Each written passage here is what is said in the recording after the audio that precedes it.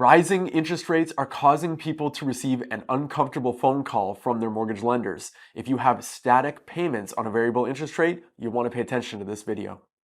A mortgage payment has two parts, the interest and the principal. When you make a payment, some of that goes towards the bank as a fee for borrowing money. That's the interest. And that part of the payment goes to the lender and is gone. You never see it again.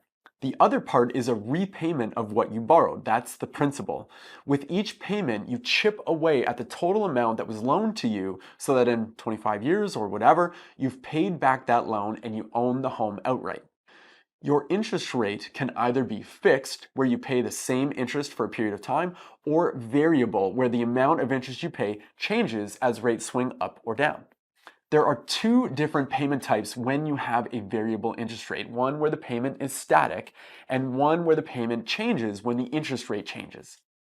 If you have a static payment with a variable interest rate, what happens is that when the interest rate increases, more of that payment goes towards the interest.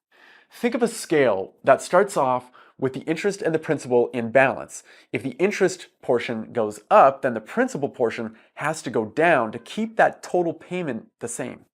The trigger rate is the point where the interest rate is high enough that all of your payment is only going towards the principal. The bank really doesn't like that situation because you're not paying back any part of the loan, the principal. So you'll likely be approached to make a change to your mortgage, either an increase of your payments, making some kind of lump sum payment to reduce your mortgage balance, or switching to a fixed mortgage. All of those options require money.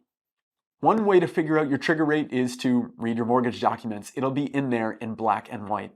You can calculate your trigger rate by taking your payment amount, multiply it by the number of payments in a year, and divide that by your mortgage balance, and then multiply by 100. That's your trigger rate. Let's say you have an outstanding mortgage balance of $670,000 and you have monthly payments of $3,525. $3,525 times 12, all divided by 670,000, then multiplied by 100 is about 6.5%. That would be your trigger rate. Remember, this is only for people on variable interest rate, but with payments that are static. If that's you, you should take some time to sort out what your trigger rate is and have a plan set up in case the bank does call looking for more money to put towards your mortgage. Have you already hit your trigger rate, or are you pretty close? What's your plan? Let me know in the comments below.